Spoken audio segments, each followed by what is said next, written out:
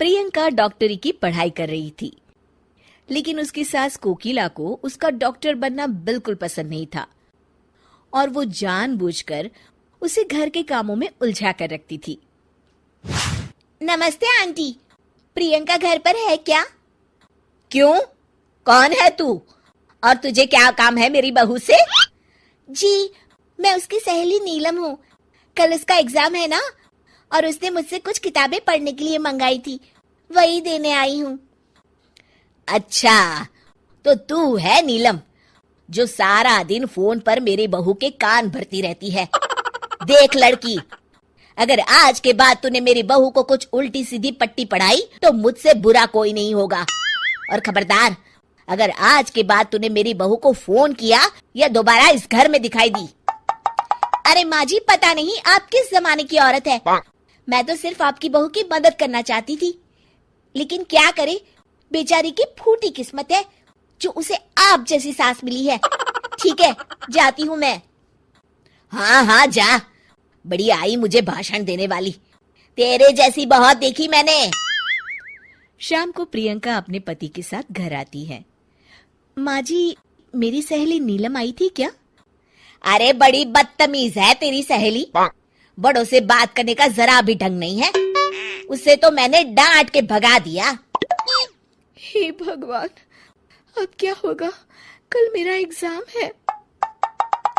अरे तेरी इस बेकार की पढ़ाई में क्या रखा है? बड़ी आई डॉक्टर बनने। चुपचाप घर के कामों में ध्यान दे। कल मेरी कुछ सहेली आ रही है, उनकी खातिरदारी में कोई कमी नहीं होनी चाहिए, समझी? जी माँ जी। प्रियंका की सास मुंह फुला के वहां से चली जाती है। प्रियंका का अगला पूरा दिन अपनी सास की सहेलियों की आवभगत और घर के काम में बीत जाता है और प्रियंका एग्जाम नहीं दे पाती। उस रात प्रियंका अपने पति करण को सारी बात बताती है। अब क्या बोलूं, ये माँ भी ना।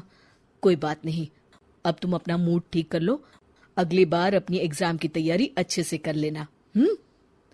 फिर कुछ दिनों के बाद, अरे कोकिला बहन, तेरी बहू है क्या घर पर? अरे क्या हुआ भारती, तू इस तरह लंगड़ा क्यों रही है? अरे क्या बताऊं कोकिला, सीढ़ियां उतरते वक्त मेरा पैर फिसल गया और मैं नीचे गिर पड़ी। मेरे पैर में बुरी तरह सूजन आ गई है, इसलिए तेरी बहू से दवा पानी कराने आई हूँ।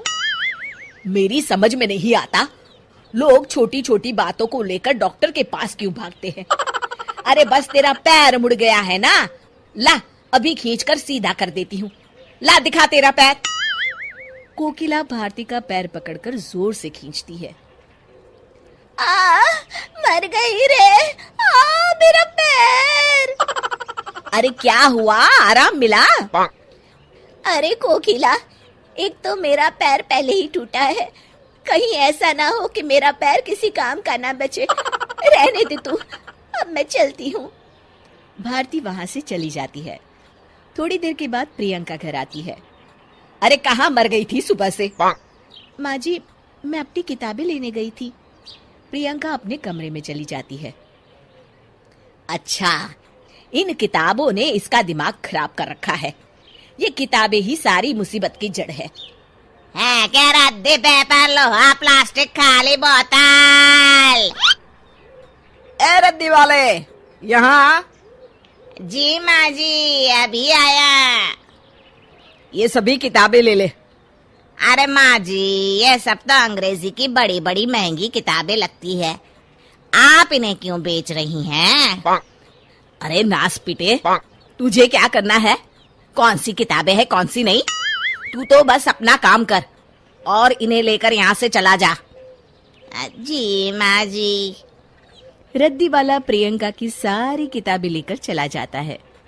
प्रियंका को जब इस बात का पता चलता है तो वो बहुत दुखी होती है और अपनी पढ़ाई पूरी करने के लिए लाइब्रेरी जाने लगती है। कुछ दिनों के बाद, अरे मर गई रे। क्या हुआ माँ, तुम्हारी तबीयत तो बहुत खराब हो गई है।